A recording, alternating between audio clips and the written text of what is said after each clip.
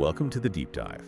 So today we're focusing on a political data point that's just, well, it's so statistically unique, it demands immediate attention. It really does.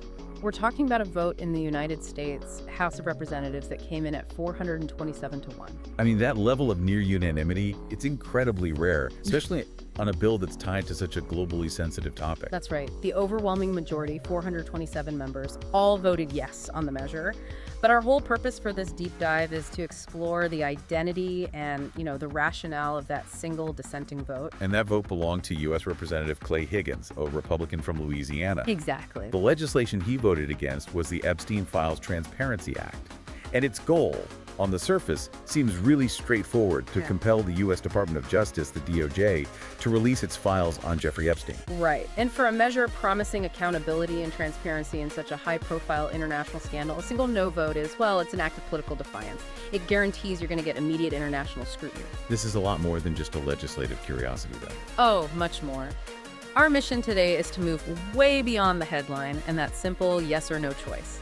We really need to understand the comprehensive context of Representative Higgins, his unique history, this Cajun John Wayne persona he's cultivated. And the detailed procedural argument he used to justify his solitary stand. Yes, and the history of political controversy that really informs how this vote is interpreted by, the media, his colleagues, his constituents. Okay, so let's unpack this. We've collected detailed sources that cover his background, his position within the far-right political landscape, and the technical specifics of the Epstein vote and his defense of it. And we also have an essential review of several key past controversies, which is critical context. Absolutely. So our goal for you, the listener, is to connect all these threads, to understand the strategy behind choosing this kind of isolation on such a high-stakes issue and what that signals to the political world. So I think we should start with the foundation, the making of the political figure, the Cajun John Wayne. Glenn Clay Higgins. Born in New Orleans in 1961, he currently represents Louisiana's 3rd congressional district, and he's been there since his first election in 2017. But unlike so many of his colleagues who, they came up through local politics or corporate law, his path to Washington was defined almost entirely by his career in uniform. That is the essential context right there. Higgins's public and political identity is just inextricably linked to his experience in law enforcement and, paramilitary work. He served in the Louisiana National Guard. Right, which gave him that early military experience. And crucially, before he ever became a congressman, he spent a significant amount of time working across various local police and deputy roles in Louisiana. He eventually rose to the rank of captain at a sheriff's office. Yes, and that deep hands-on involvement in law enforcement is absolutely central to his entire public image. But it was a very specific media strategy that turned a local captain into, a national figure. And we're talking about those viral Crime Stoppers videos from his time with the St. Landry Parish Sheriff's Office. These videos are where the Clay Higgins persona was fully forged. I mean, they were not your traditional dry public service announcements. Right. Not at all. They were deliberate, highly theatrical performances. Higgins would stand, often against these dramatic backdrops, sometimes a crime scene, sometimes just a stark jail wall, and he would address specific suspects or just general criminal elements directly. And he used this incredibly stern, uncompromising language. The style was so aggressive, so direct, and it was delivered with this absolute moral certainty. Yeah. It felt like it was designed to resonate with an audience that was tired of what they saw as bureaucratic slackness. I remember the framing. It felt less like a request for information and more like an immediate threat of apprehension. Exactly. The source material we have notes that he created and really cultivated this tough, no-nonsense image, projecting an image of immediate, decisive justice. And this theatrical approach resonated so powerfully that it was the media that gave him that perfect summarizing shorthand, Cajun John Wayne. That nickname is just perfect, isn't it? It packages this blend of rugged, old-school, cinematic masculinity. The idea of a lone enforcer bringing order with that distinct regional Louisiana identity. It's so potent. But let's analyze that for a second. Yeah. Why is that persona so powerful politically? Well, it creates this incredibly strong political brand. It's all centered on authenticity and strength. The public doesn't perceive him as a standard politician. They see a figure who embodies command, immediate action, and a kind of moral clarity. And that brand is inherently appealing to voters who are skeptical of complex, slow, bureaucratic government processes. Right. When Higgins talks about crime or national security, he doesn't sound like a policy wonk. He sounds like the man who has personally dealt with the consequences of failure on the street. That's a crucial insight, because when you transition from a role that requires immediate command and enforcement to a legislative role that demands compromise, negotiation, adherence to procedure, that friction, it has to manifest in his voting record. It creates continuous friction. The persona thrives on black and white morality and quick judgment. So when he looks at legislation, especially something as complex as criminal justice reform or releasing confidential files, his internal imperative is to prioritize decisive action. Or, on the flip side, to reject anything he sees as a violation of clear fundamental rules that, in his view, are what guarantee order. Exactly. So if he takes a stand, particularly a stand that isolates him from 427 of his colleagues, it's framed not as standard political maneuvering, but as a matter of deeply held principle. The ultimate judgment call. Yes, like a captain assessing a crisis situation in the field. His biography isn't just history, it's the blueprint for his political methodology. It all emphasizes this uncompromising toughness.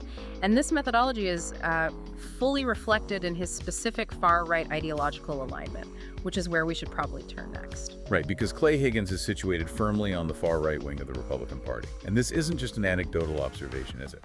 No, it's formally cemented by his membership in the House Freedom Caucus. And for you, the listener, we should probably just briefly frame the importance of that affiliation. The House Freedom Caucus is the most influential and, let's be honest, often the most disruptive conservative bloc in Congress. Yeah. They are known for prioritizing ideological purity, often leveraging internal votes like on government funding or procedural rules to challenge the established party leadership and push the legislative debate further to the right. So membership in that caucus immediately signals his whole approach. Uncompromising, skeptical of consensus, and willing to challenge the status quo, even if it means risking a government shutdown or falling out with his Republican colleagues. And this alignment is further reinforced by his status as a strong, unwavering supporter of former President Donald Trump. That connection ties him very deeply to the populist, anti-establishment, and highly skeptical wing of the Republican base, especially when it comes to traditional government institutions and mainstream media narratives. So let's get into the specifics of his policy positions, because the ones from the source material, they clearly reflect that hardline law and order ideology he embodies. Well, at the core, you see strong, absolute support for gun rights. He sees them not just as a constitutional privilege, but as essential to self-reliance and protection, a perfect fit for the Cajun John Wayne image. Right. Additionally, he's expressed deep skepticism about public health mandates, particularly during the COVID-19 pandemic. And that stance feeds directly into the far-right narrative of resisting federal government overreach and defending personal liberty against bureaucratic dictates. And his rhetoric on immigration and national security is, well, it's notably aggressive. It's very consistent with his former law enforcement role. He often uses language that frames these issues as existential threats that require immediate, decisive action. And we also have to note his stance on social issues. The source material highlights his opposition to same-sex marriage, and critically, he has publicly argued that states should retain the power to ban it. Even in defiance of the Supreme Court's ruling that established it as a constitutional right nationwide. Exactly. And that shows a significant willingness to challenge federal law and judicial precedent based on these deeply held ideological objections. So this is where we get into the core political analysis.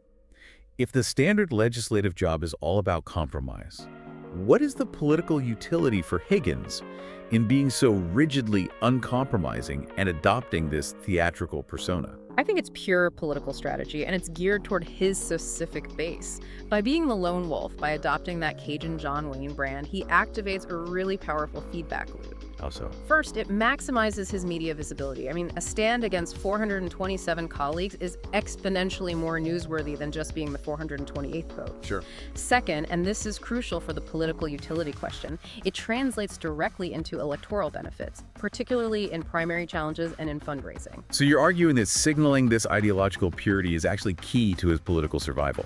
Absolutely. His voters are not looking for someone who will successfully negotiate a budget deal. They are looking for a symbolic fighter.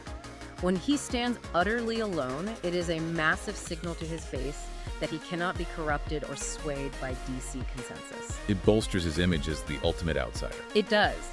and it ensures he secures his primary base and attracts significant financial support from national far-right donors who fund those who demonstrate absolute fidelity to specific ideological principles. The lone no vote is therefore a strategic investment in his political brand of uncompromising toughness. And that context is absolutely essential as we move into the vote itself.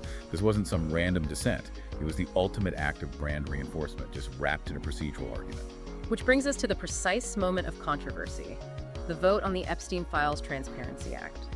The objective of this bill was, on its face, inherently popular force the DOJ to release files concerning Jeffrey Epstein, a case that symbolizes high-level corruption and abuse. And the result, 427-1 Han made his solitary dissent globally newsworthy. The political pressure to support a transparency bill focused on one of the most reviled figures in recent memory must have been just immense. So how did he justify standing alone against near unanimity? Well, his defense was immediate and it was detailed, and it completely bypassed the emotional appeal of transparency and focused exclusively on legal procedure. He issued a statement, right? He did. He called it a principled NO on this bill from the beginning, emphasizing that his opposition was rooted in legal methodology, not in support for secrecy. Okay, let's break down his central argument, because this is where it gets technical. He said the bill, as written, abandons 250 years of criminal justice procedure in America. What specific procedures, historically, is a former lawman referencing here that he believes the bill violates? This is where the deep dive is so necessary. When a politician references 250 years of procedure, especially a former law enforcement officer, they're usually pointing to doctrines related to the sanctity of investigations, confidentiality, and due process for the uncharged. So things like grand jury secrecy. Exactly. Grand jury secrecy is a big one. And while the files involved might not all be grand jury material, the principle holds confidentiality protects the system's integrity, ensuring witnesses feel safe to speak freely. And things like the rules of discovery and evidence. Yes. The established rules that govern the release of information, specifically to ensure fair trials, not just to get maximum public exposure. And I imagine witness protection protocols are in there too. Most critically, yes. He is arguing that the bill compromises the identity and reputation of thousands of uninvolved third parties, witnesses, informants, family members, or even people just mentioned in passing who were assured confidentiality during the investigation. So his argument wasn't against accountability for Epstein.